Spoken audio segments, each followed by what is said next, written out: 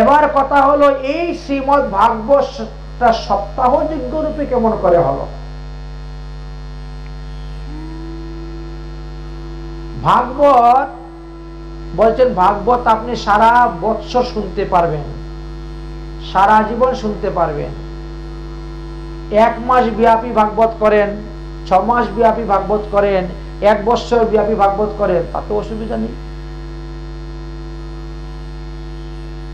তাহলে আমরা কেন এত হুটুপুটু করে 7 দিনের মধ্যে ভাগবত শেষ করতে যাই? কারণটা কি? কারণটা হলো যতদিন ভাগবত কথা শ্রবণ করবে ততদিন পর্যন্ত আপনাকে ব্রহ্মচর্য পালন করতে হবে।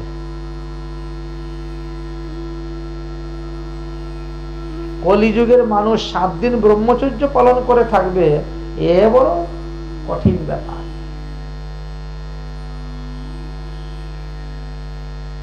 যতদিন পর্যন্ত ভাগবত শ্রবণ করে ততদিন আপনাকে অভিসান্ন গ্রহণ করতে হবে। 7 দিন, 1 বছর অভিসান্ন গ্রহণ করা, নারী শুকিয়ে যাবে, বুড়ি তো কোথায় চলে যাবে ঠিক নেই।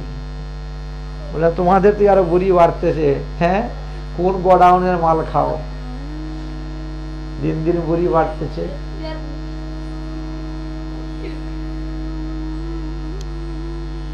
বুঝতে পেরেছেন? যতদিন ভাগবত কথা শ্রবণ করবে ততদিন চুল দাড়ি মুছ নখ কাটতে পারবেন না, সাবান ব্যবহার করতে পারবেন না, তেল মর্দন করতে পারবেন না। কলিযুগের এমন কজন লোক আছে চাতুর্মাস্য ব্রত কজনে করে? 1000 লোকের মধ্যে মনে হয় একজন পাওয়া যাবে কিনা চাতুর্মাস্য ব্রত করেন। 4 মাস চুলদারি না কাটে থাকবো, 4 মাস গায়ে সাবান দিব না, সাবান দিয়ে কাপড় ধুইব না, 4 মাস গায়ে তেল মাখবো না, এমন লোক কোথায়?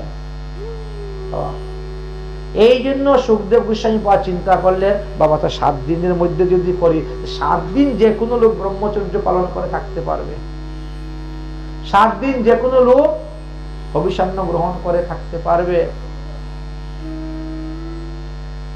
কারণটা দেখেন কি, নিয়মটা আসার পিছনে কতগুলো কারণ আছে। কিছু কিছু ধর্ম অন্যান্য যুগের থেকে লুপ্ত হয়ে যায়, আবার কিছু কিছু নতুন উৎপন্ন হয়, তৈরি হয়। কারণ এটা দেশকাল পাত্র হিসাবে। সত্য যুগের মানুষের পরমায়ু ছিল 1 লক্ষ বছর, তাদের তো ধরে বসে থাকলে হবে আমাদের? আমরা কলিযুগের মানুষ, 120 বছর পরমায়ু। এই জন্যই এই নিয়মটা করলেন। না হলে আপনি সারা বছর শ্রবণ করুন, নিষেধ নাই ভাগবত। সপ্তাহ শ্রুতমাংশৈব সর্বতাং মুক্তিদায়কম সনকাদয় পুরা পুক্তম নারদায় দয়া পরে। তাই এই শ্রীমদ্ ভাগবত সপ্তাহ জ্ঞান যজ্ঞ 7 দিনের মধ্যে করার বিধানটা দিয়ে গেলেন চতুর্শন, ব্রহ্মার মানুষ পুত্র চতুর্শন। এই 4 জন ভগবানের অংশ অবতার। তারা প্রথমে দেবশ্রী নারদকে বললেন, আর নারদ থেকে তারপরে ক্রমানুসারে এসেছে এই পরম্পরাটা যে 7 দিনে ভাগবত সপ্তাহ। 7 দিন ভাগবত সপ্তাহ, কেউ বা 7 দিনের মধ্যে মাহাত্ম্যটা পাঠ করে নেন। তো আমরা মাহাত্ম্যটা একটু আলাদাভাবে একদিন আলোচনা করতেছি বিশেষভাবে। ভাগবতের মাহাত্ম্য স্কন্দ পুরাণে যেমন আছে তেমন পদ্ম পুরাণেও আছে। আজকে যে আমরা আলোচনা করতেছি এটা পদ্ম পুরাণ হইতে আলোচনা করা হচ্ছে। ওই জানকীনাথের পদ্ম পুরাণ নয়, মনুষার পাঁচালী নয়। ওই পদ্ম পুরাণ কিন্তু 18টা পুরাণের মধ্যে এক পুরাণ, যার মধ্যে 51,000 শ্লোক আছে। বুঝতে পেরেছেন? সেই পদ্ম পুরাণে এই ভাগবতের মহিমার কথা বর্ণন করে গিয়েছেন। এখন প্রশ্ন হলো, শৌনক ঋষি বলতেছেন, হে সুতমুনি, চতুর্শন কখন, কোথায়, কোন অবস্থায়, কেনই বা দেবশ্রী নারদকে তিনি এই ভাগবত সপ্তাহ জ্ঞান যজ্ঞের কথা উপদেশ দিয়েছিলেন? তার কারণটা কি আপনি আমাদেরকে বলুন। সুতমুনি বললেন যে, শুনেন, একবার কি হয়েছে, সনক সনাতন সন্নন্দ সন্নত কুমার তারা তীর্থ ভ্রমণ করতে করতে করতে করতে বদরিকা আশ্রমে যাচ্ছেন, বদ্রীনাথ রওনা হচ্ছেন। একদাসি বিশালয়া চত্বরম ঋষিমালয়া, বিশালয়া মানে বদ্রী বিশাল, চারজন ঋষি যাচ্ছেন। হঠাৎ করে দেখে দেবর্ষী নারদ দৌড়ে যাচ্ছে, ওইদিকে যাচ্ছে, অন্যদিকে, মন্দিরের দিকে না, বদ্রীনাথের দিকে যাচ্ছে না, অন্য রাস্তা দিয়ে দৌড়তেছে। আরে দেখ দেখ, এই আমাদের ছোট ভাই নারদ না, তো ওদিকে কোথায় দৌড়ে যাচ্ছে, ডাক ডাক ডাক, একটু মাথা মতিভ্রম হয়ে গেল নাকি, মন্দির ছেড়ে অন্যদিকে দৌড়তেছে। আরে ও ভাই দেবর্ষী নারদ, আরে ওইদিকে কোথায় যাচ্ছ, মন্দিরে তো এইদিকে, আসতে এইদিকে আসো। দেবর্ষী নারদ তখন দেখলেন সর্বনাশ, বড় ভাইয়েরা ডাকতেছে, দাদারা, সঙ্গে সঙ্গে দৌড়ে এসেছেন, এসে দণ্ডবত প্রণাম করছে। সৎসঙ্গ হয়ে গেল, সাধুর সঙ্গই মানে সৎসঙ্গ। সৎসঙ্গার্থ সমাদায়ম শুশ্রূষেয়ম নারদম, ওইদিকে কোনো সৎসঙ্গ করতে যাচ্ছ নাকি, মানে ওইদিকে কোনো সাধুর বাড়ি আছে নাকি, ওদিকে যা, মন্দির তো এইদিকে, ওইদিকে যাচ্ছ কোনো সৎসঙ্গ করে, সাধুসঙ্গ? বললেন না দাদা, সাধুসঙ্গ নয়, একটা অন্য কারণ। কারণটা কি বলো, কারণটা কি বলো? তখন দেবর্ষী নারদ বলছেন, কতং ব্রহ্ম দিনং সোপম কুতির্দীনান ভোবানম তত্ত্বার গমনং কুর্যৎ পুত্রং চ আগমনম তব। তুমি কোথা থেকে আগমন করেছো এবং দৌড়ে দৌড়ে বা কেনই যাচ্ছ, তোমার মনটা মলিন কেন, তোমার মুখটা এত মলিন দেখা যাচ্ছে কেন, কিসের দুঃখ তোমার? তুমি এত বড় জ্ঞানী, তুমি এত বড় ভগবানের ভক্ত হয়ে তোমার মনটা, মুখটা কালো দেখা যাচ্ছে কেন? মনে হচ্ছে কোনো বিশাল ঘোর চিন্তা, একটা দুঃখ তোমাকে ঘিরে বসে আছে, এই জন্য তোমার মুখের মধ্যে হাসি ফুটতেছে না, তোমার চেহারাটা ফুটতেছে না। কারণটা কি বলো? দেবর্ষী নারদ বললেন, অয়ং হি পৃথিবী গৌতম যত্তম সর্বতমাবৃতম পুষ্করম প্রয়াগশ্চাপি কাশীং গোদাবরীস্তথা হরিক্ষেত্রম রঙ্গক্ষেত্রম শ্রীরঙ্গম সেতুবন্দনম যদানন্যম সর্বে তীর্থং ভ্রমতায়মিতস্ততঃ। আমিও ভারতবর্ষ ভ্রমণ করতে গিয়েছিলাম, ভারতবর্ষের বিভিন্ন স্থান ভ্রমণ করেছি, করে করে করে করে দেখলাম যে কলিযুগের মানুষের মধ্যে সত্য নাই, তপস্যা নাই, দয়া নাই, দান ধর্ম নাই, তারপরে সূচি অসুচি অপবিত্রতা কিচ্ছু নেই। ওই হাতেই খাচ্ছে, ওই হাতেই মাথায় লেপতেছে, কাপড় ধরতেছে, সব কিছুই নেই। মানুষ সব পাখণ্ডী হয়ে গেছে, পাষণ্ড হয়ে গেছে। আজকালকার মানুষ অর্থের লোভে কন্যা পর্যন্ত বিক্রি করে দিচ্ছে। যেখানে যাচ্ছি, যে তীর্থে যাচ্ছি, সেই তীর্থে দেখি যবনের বাস, মুসলমানরা বাড়ি বাড়ি বসে আছে তীর্থের মধ্যে, তাদেরকে থাকার জায়গা নেই। আশ্রমা যবনে রুদ্ধা, মন্দির আশ্রম এইসব যবনের অধিকার। রূপানি তীর্থ সরিতমস্ততা দেবালয়ং তদা নিত্যং কূটনীতিং শ্রীরাম ভুবি। আর যেখানে যে সবার খালি কূটনীতি, খালি কূটনীতি, দুর্নীতি। সাধু সন্ত বলে যাদেরকে বলি মা, তাদেরও দেখি এখন আর সেই রকম সাধুত্ব নাই। তো কোথায় যাব, কোন তীর্থে যাব ভ্রমণ করতে? রাস্তা দিয়ে যাচ্ছি, দেখি বিরাট কলহ হচ্ছে, ঝগড়া হচ্ছে। আমি তখন গেলাম, কি ব্যাপার ভাই, এখানে ঝগড়া করে কে? বলে মৌনী বাবা ঝগড়া করে। হায় রে ভগবান, কলিযুগ। আচ্ছা, মৌনী আবার ঝগড়া করে নাকি? যে মৌনী সে তো কথাই বলে না, যে কথা না বলে তাকে বলি মৌনী। বলছে মৌনী বাবা ঝগড়া করতেছে। এই হলো কলিযুগ।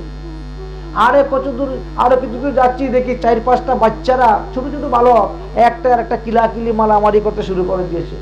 ধরে ধরে কোন রকম ছাড়ালাম, ছাড়ি বলে এটা কার বাচ্চা? বলছে ব্রহ্মচারীর বাচ্চা। হায় ভগবান, এমন কলিযুগ আছে, ব্রহ্মচারী আবার বাচ্চা হয় নাকি? হ্যাঁ, তারপরে আবার রওনা হলাম। কতদূর যাওয়ার পরে দেখি বিরাট বড় এক মন্দির, তার সামনে দেখি একটা বিরাট বড় বিল্ডিং। ওরে বাবা রে, মন্দিরের সামনে এত বড় বিল্ডিং কার? বলে ত্যাগী বাবার। এই বুঝি কলিযুগ। হ্যাঁ, ত্যাগী বাবা যে সে তো গাছতলার মধ্যে পড়ে থাকবে, ত্যাগী, সবকিছু ত্যাগ, তার দেখি 5 তলা বিল্ডিং। এই সমস্ত কলির দোষ দেখে দেখে আর ভালো লাগলো না কোথায় থাকতে, ভাবলাম যে বৃন্দাবন ধামে চলে যাই। সব থেকে শান্তির জায়গা হলো বৃন্দাবন ধাম। তাহলে চলো আমরা একটু বৃন্দাবন ধামে যাই নারদ মুনির সঙ্গে। নারদ মুনি যখন বৃন্দাবনে যাচ্ছেন, চলে রে আমার মন মধুর বৃন্দাবন। ওনাকে দিয়ে দাও। যমুনারি তীরে তীরে তোমাদের বন, চলে রে আমার মন মধুর বৃন্দাবন।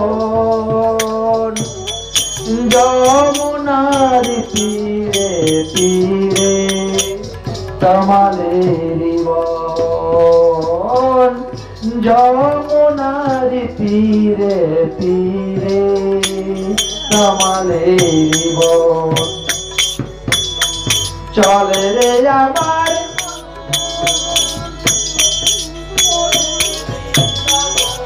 হরি বল হরি বল।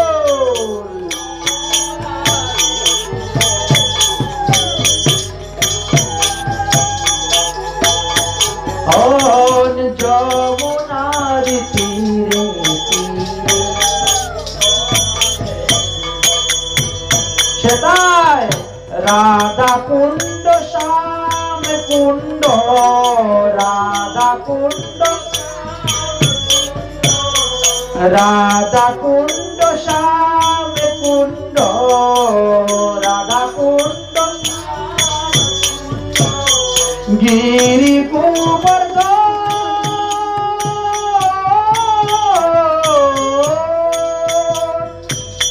চলে রে আমার মন একবার মধুর বৃন্দাবন। চলে রে আমার মন একবার যমুনার তীরে তীরে তোমাদের বন। যমুনার তীরে তীরে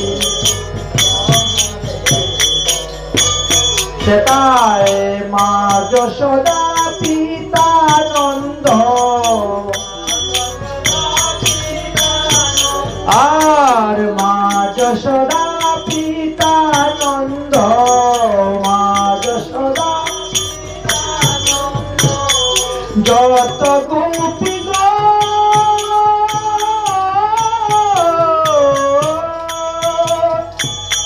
চলে রে আমার মন একবার মধুর বৃন্দাবন।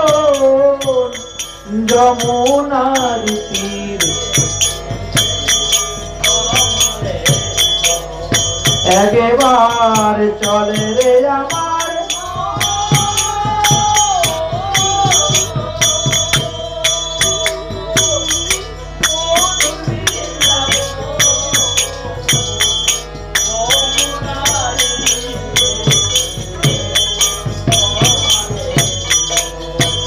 সেটাই শ্রীদাম সুদাম দাম্ব সুদাম, শ্রীরাম সুদাম দাম্ব সুদাম। যত রাখাল গণ চলে রে আমার মন একবার মধুর বৃন্দাবন।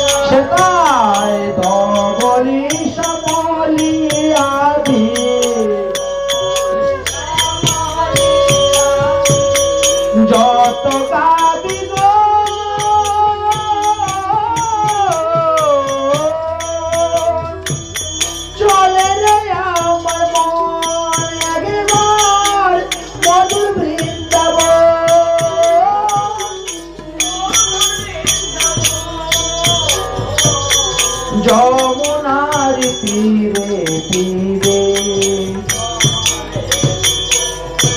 একবার চলে রে আমার মন মধুর বৃন্দাবন যমুনার তীরে তীরে তোমাদের জীবন যমুনার তীরে তীরে তোমাদের জীবন যমুনার তীরে তীরে তোমাদের বলো বৃন্দাবন ধাম কি। দেবর্ষি নারদ শ্রীধাম বৃন্দাবনে গিয়ে উপস্থিত হয়েছেন। ভগবানের লীলাভূমি বৃন্দাবন ধাম দর্শন করছেন। 84 কোশ ব্রজমণ্ডল পরিক্রমা করছেন। পরিক্রমা করতে করতে করতে করতে যখন যমুনার তীরে গিয়ে উপস্থিত হয়েছেন, তখন দূর থেকে দেখতে পেলেন এক মহিলা বসে কান্না করতেছেন। মহিলাটার বয়স 15-16 বছর হবে। দেখতে শুনতে খুব সুন্দরী, তরুণী, যুবতী, রমণী। কান্না করতেছেন। কি বললে কান্না করতেছেন? ওরে পুত্র জেগে উঠ, ওরে পুত্র জেগে উঠ, ওরে পুত্র জেগে উঠ বলে কান্না করতেছেন। কারণ ছেলে তো একেবারে এমন ঘুম ঘুমিয়েছে, আর তো ঘুম থেকে উঠে না। মা কত হাত ধরে টানে, কত জুড়ে চিৎকার করে, গায়ে ধরে ধাক্কা মারে, তাও ছেলে ঘুমে ওঠে না। ঘুম মানে একেবারে ঘুমের মতনই ঘুমাচ্ছে, কোনো হুঁশ জ্ঞান নেই। মায়ের তো চিন্তা, সে ঘুমালোই না, মরেই গেল। শ্বাস প্রশ্বাস চলতেছে, এই জন্য মায়ের দুঃখ, কান্না করছে। দেবর্ষি নারদ চিন্তা করতে যাই একটু সান্ত্বনা দিয়ে আসি। গিয়ে দেখেন ওখানে আর অন্য কোনো পুরুষ লোক নাই, সব খালি মহিলাই মহিলা, অনেক মহিলা। সবাইকে দেখতে শুনতে খুব সুন্দরী, রূপবতী যুবতী। চিন্তা করছেন আমি ব্রহ্মচারী মানুষ, এত মহিলার পাল্লায় যাওয়া ঠিক নয়। উনি তো আগের থেকে সাবধান, ভয় পান, কারণ ওরা তো সুই হয়ে ঢুকবে আর ফাল হয়ে বেরোবে। এই জন্য দেবর্ষি নারদ আগের থেকে বাবা বাল ব্রহ্মচারী, ওখানে যাওয়ার দরকার নেই।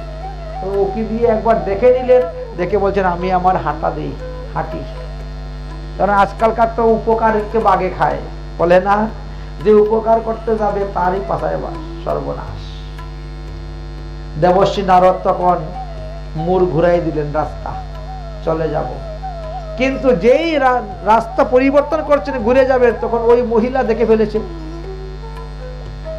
যে মহিলা কাঁদতে ছিল, ওই মহিলা দেখে ফেলেছে। দেখে বলছে ভূ ভূ সাধু খনম তিষ্ঠম মা চিন্তমপি নাশনম। ও সাধু বাবা, দাঁড়াও দাঁড়াও দাঁড়াও দাঁড়াও, সাধু বাবা দাঁড়াও। এখন তো না দাঁড়িয়ে আর থাকা যায় না। দেবর্ষি নারদ দাঁড়িয়ে গেলেন। ওই দেবী দৌড়ে এসে দেবর্ষি নারদকে প্রণাম করছেন। সাধু বাবা, দর্শনম তব লোকেশ্ব সর্ব অনর্থ হরও পরম। তোমার মতো সাধুদেরকে দর্শন করলে মানুষের অমঙ্গল দূর হয়ে যায়। দাঁড়াও দাঁড়াও সাধু বাবা, একটু প্রণাম করেনি। সাধু দর্শন করলেই মানুষের অমঙ্গল দূর হয়, তবে এটা যার বিশ্বাস আছে তার হবে, যার বিশ্বাস নেই তার হবে না। সারা সাধুদের নিন্দা, বদনাম, দুর্নাম গেয়ে বেড়ায়, এদের কিন্তু কাজ হবে না। বিশ্বাসে মিলায় কৃষ্ণ। আপনার মতো সাধুদের কৃপাতে ধ্রুব এত বড় বিপদ কেটে দিল। আপনার মতো সাধুদের কৃপাতে প্রহ্লাদ ভগবানকে পর্যন্ত পেয়ে গেল। আজকে আমি ধন্য যে আপনার মতো সাধু একজন পেয়েছি। বাবা একটু বসো না, আমার মনের দুঃখের কথাটা দুটা শুনো। কারণ মনের দুঃখের কথা সবার কাছে বলা যায় না। আজকালকার মানুষ দুঃখের কথা শুনলেও সুযোগ খুঁজে। যখন আপনি কোনো দুঃখের কথা বলবেন, তখন সে ওখান থেকে মুনাফা লুটার জন্য সুযোগ খুঁজবে, ওখান থেকে হিংসা করবে, নিন্দা করবে, ঘৃণা করবে। এই জন্য মনের দুঃখের কথা, সুখের কথা যাও বাবা ভগবানের কাছে বলো, আর নিজের গুরুদেবের কাছে বলো, আর অন্য কারোর কাছে বলতে যাইও না, বলতে গেলে বিপদ। এখন তিনি আর মনের দুঃখের কথা বলতে শুরু করেছেন। দেবশ্রী নারদ বলছেন, আগে তো তোমার পরিচয় দেও, আগে তোমার পরিচয় দেও, তুমি কে, তোমার নাম কি, তোমার বাড়ি কোথায়, তোমার দুই পাশে যে দুইটা বৃদ্ধ লোক শয়ন করে আছে তারা দুজনেই বা তোমার কে, এই সমস্ত পরিচয় তো আমাকে দাও।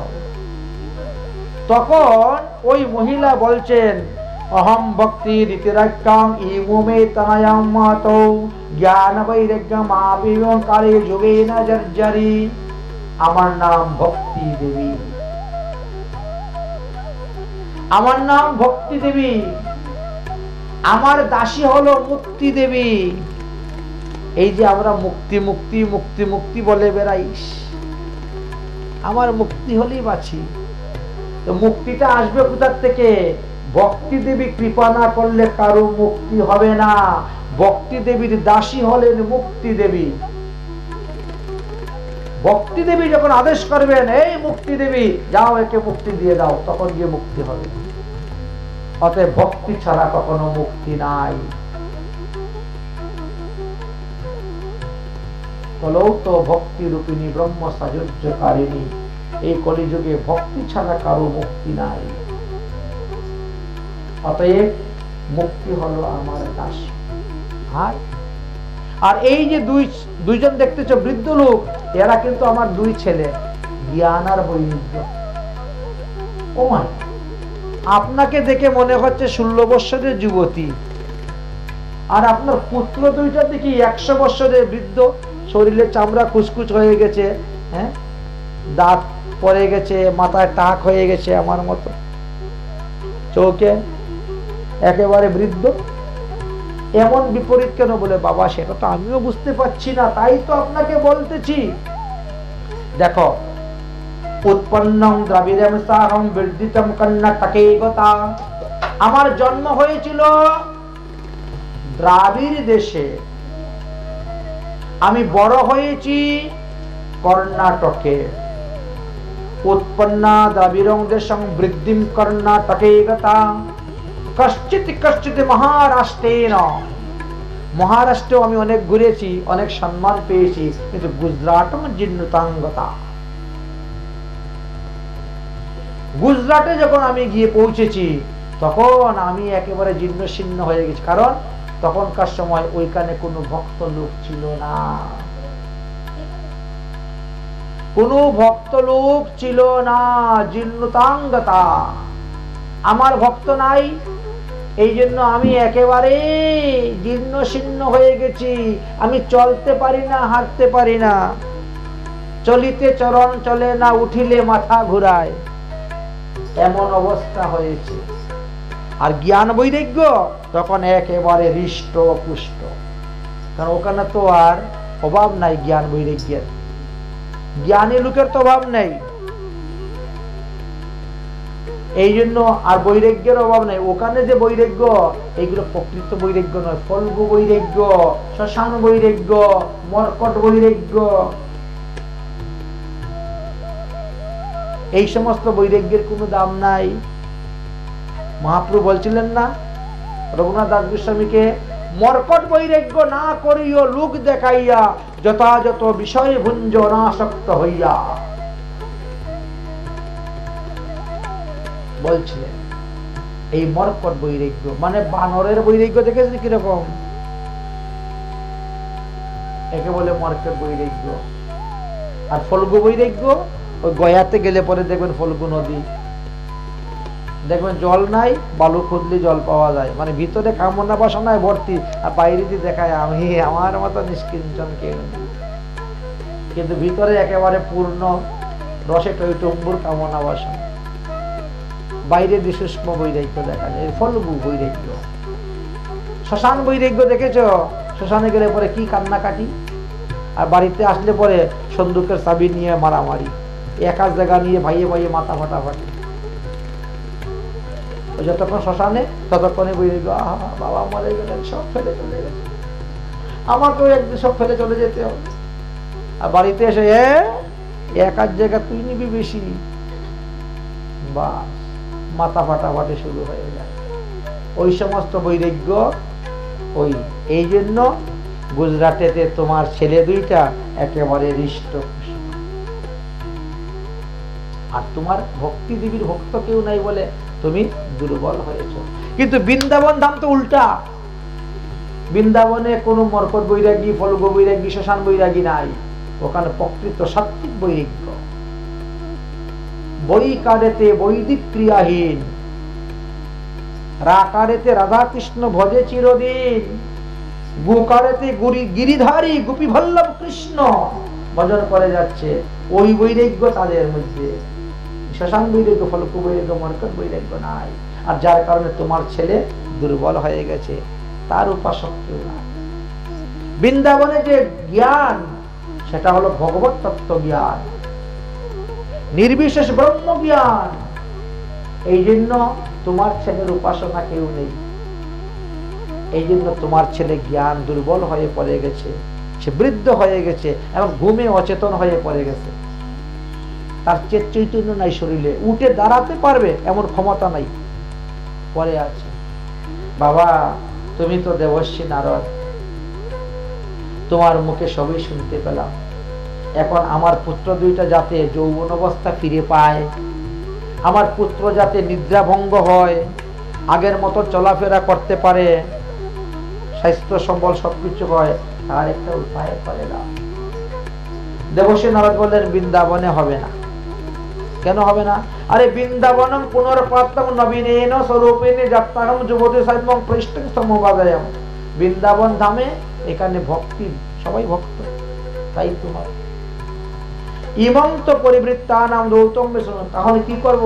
আমার ছেলেরা এত কষ্ট পাবে, দুঃখ পাবে, আর আমি মা হয়ে কেমন করে সহ্য করব? অতএব দেবর্ষী নারদ তুমি বলো কোথায় গেলে পরে আমার ছেলেরা ভালো থাকবে, সুখে থাকবে, আমি সেখানেই চলে যাব। ইদম স্থানং পরিত্যজ্যং বিদেশং গম্যতং মায়া। এই স্থান পরিত্যাগ করে বিদেশে, আমাদের ছেলে মেয়েদেরকে বিদেশে পাঠাই, হ্যাঁ, লেখাপড়া করবে, বড় বড় ডাক্তার ইঞ্জিনিয়ার বনে আসবে, টাকার মেশিন হয়ে আসবে, লক্ষ লক্ষ টাকা গানব। ইদম স্থানম পরিত্যজ্যং বিদেশং গম্যতং মায়া। আমার ছেলের দুঃখ দেখা সহ্য হচ্ছে না, মনে হচ্ছে এই স্থান ত্যাগ করে বিদেশ চলে যায় ছেলেকে নিয়ে। এরকম হয় না আমাদের মনে? অনেক সময় এইখানে বাপদাদার ভিটা মাটি বিক্রি করে দিয়ে বিদেশে মারা। ভক্তি দেবীর মনেও এরকম হয়ে গেল। দেবর্ষী নারদ তখন ভক্তি দেবীর দুঃখকে দূর করার জন্য, ঠিক আছে আমি দেখছি তোমার ছেলেকে জাগানো যায় কেনা। জ্ঞানম প্রবুদত্তাম রে বৈরাগ্যম প্রবুদত্তাম। এই একদিকে ঠেলা মারে, আরে জ্ঞান জেগে ওঠ, আরে বৈরাগ্য জেগে ওঠ। জ্ঞানম প্রবুদত্তাম রে বৈরাগ্যম প্রবুদত্তাম। কোনো হুঁশ নেই, এত ধাক্কা ধাক্কি করেও শুনে না। একবার কানের মধ্যে মুখ নিয়ে জুড়িয়ে বলতেছেন জ্ঞানম প্রবুদত্তাম রে বৈরাগ্যম প্রবুদত্তাম। কানের হাড়ি ফেটে যাচ্ছে, তাও শুনতে পায় না। কত ঠেলা ধাক্কা দিচ্ছেন, তাতেও কাজ হচ্ছে না।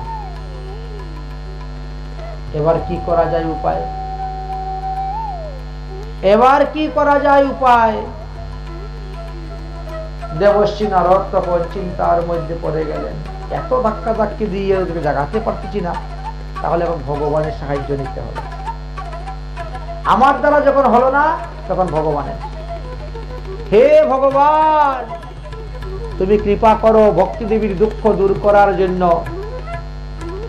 আমি অনেক চেষ্টা করলাম, পারলাম না, তুমি কৃপা করো। তখন আকাশবাণী হয়ে গেল। আকাশবাণী হয়ে গেল। কি আকাশবাণী? তুমি সৎকর্মের অনুষ্ঠান করো, দেখো জ্ঞান বৈরাগ্য জেগে যাবে।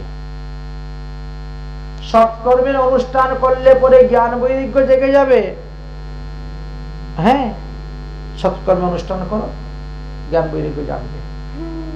দেবশ্রী নারদের সৎকর্ম কি? গীতা পাঠ। গীতা পাঠ থেকে সৎকর্ম আর কি আছে? আমাদের কোনো কিছু হলে আমরা আগে গীতা পাঠ করি। দেবশ্রীনাথ বসে গেলেন গীতা পাঠ করতে, একবার নয়, দুবার নয়, তিনবার নয়, চারবার নয়, বারবার গীতার প্রথম অধ্যায় থেকে একবারে 18 অধ্যায় পর্যন্ত যাচ্ছেন, আবার শুরু করছেন। জ্ঞান বৈরাগ্য তো আর জাগে না।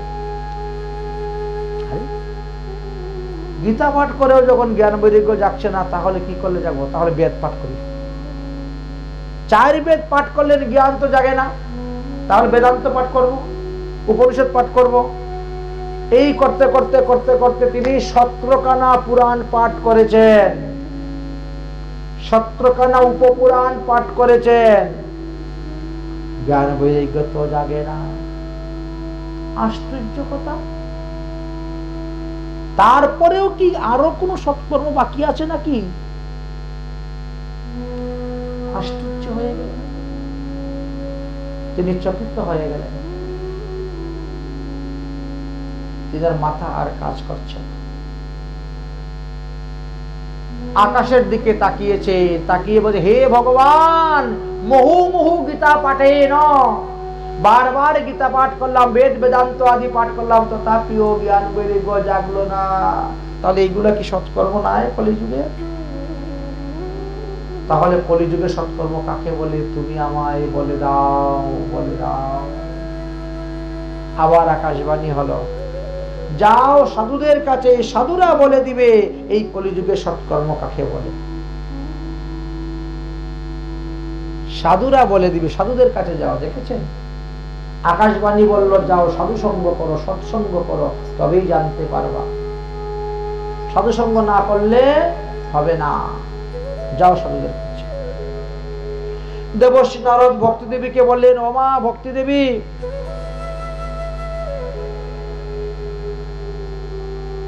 ভক্তি দেবীকে বললেন যে, ও মা ভক্তি দেবী, এবার তুমি এখানে বসে বসে হরিনাম করো, আমি যাচ্ছি সাধুদের কাছে। হরির নাম করো সার, হরিনাম করো সার, হরিনাম করো সার, হরিনাম করো সার, হরিনাম। আপনি ওই দিকে নিয়ে সামনে নিয়ে নেন, সামনে নিয়ে নেন, সামনে নিয়ে নেন। হরিনাম করো সার, হরিনাম করো সার, হরিনাম করো সার, হরিনাম করো সার।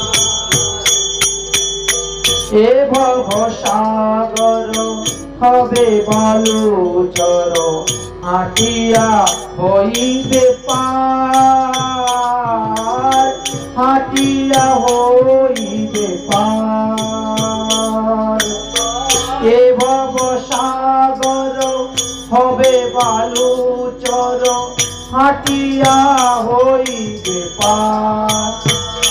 হরিনাম করো সার, হরিনাম করো সার, হরিনাম করো সার, হরিনাম করো সার। যতে পুরাণ প্রমাণ দেখো না, নামের সমান নাই, নামের সমান নাই।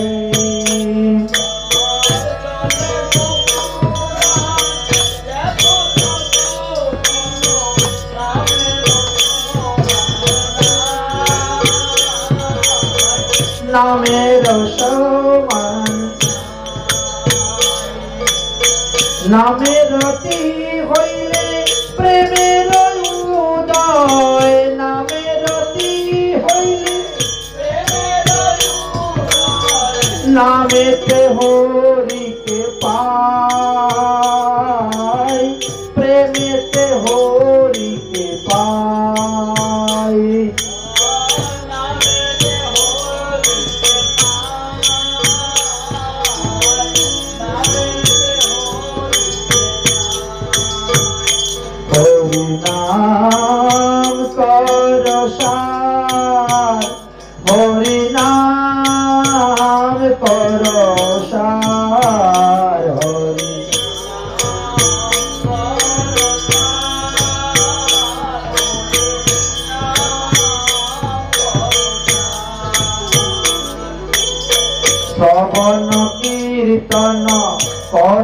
অনুৎপন্ন শ্রবণ কীর্তন করয় অনুক্ষণ অসত কথা ছাড়ি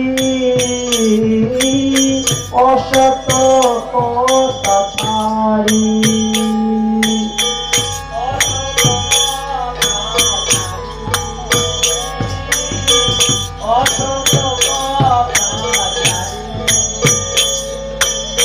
কহে প্রেমানন্দ মনুষ্য জনম কহে প্রেমানন্দ মনুষ্য জনম সফল করো তাড়াতাড়ি সফল করো তাড়াতাড়ি হরি নাম কর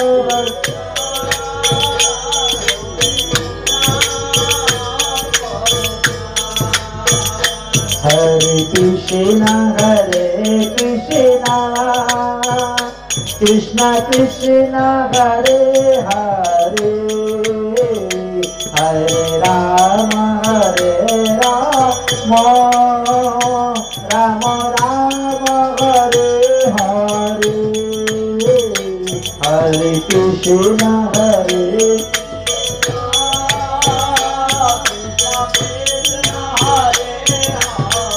हरि बोल हरि बोल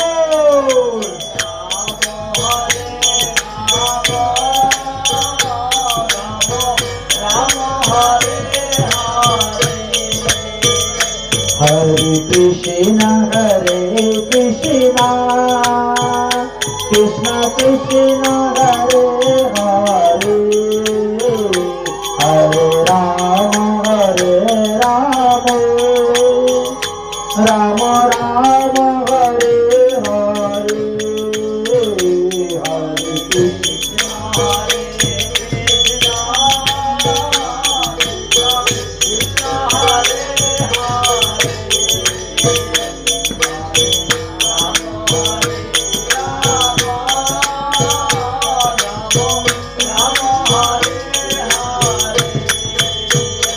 जय राधे राधे राधे जय राधे राधे राधे जय राधे राधे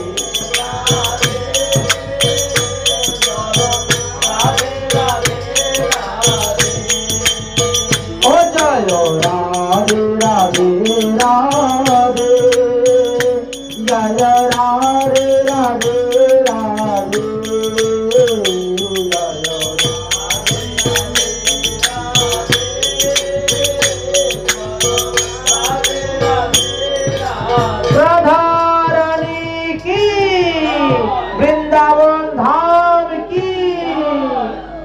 দেবশ্রী নারদ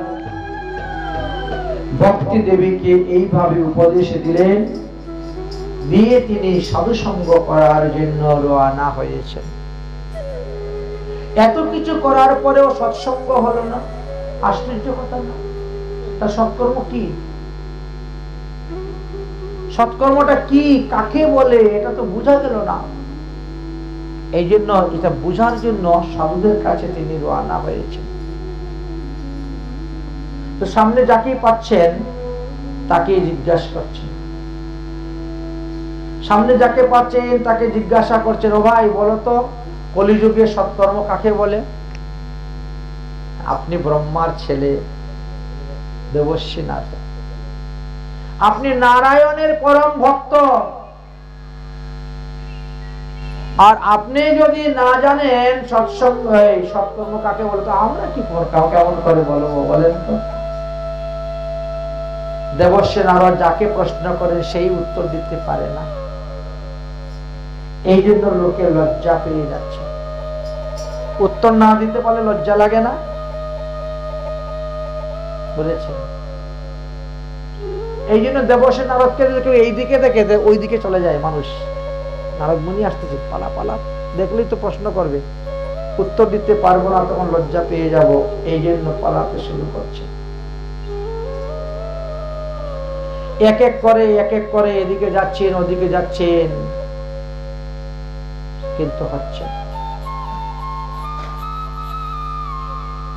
দেবর্ষি নারদকে দেখে যখন লোক এদিক ওদিক চলে যাচ্ছেন, তখন তিনি কি করবেন? সনকাদি ঋষিগণ জিজ্ঞেস করলেন, সনকাদি তারপরে তোমার কি হলো সমস্যা সমাধান? সমস্যা সমাধান হবে কেমন করে? নহি বৈষ্ণবতাম পুত্র সম্পদায়া পরাশুরা। উত্তর কোথায় পাবো? কারণ সম্প্রদায়ী সাধু তো দুনিয়ায় বড় কম।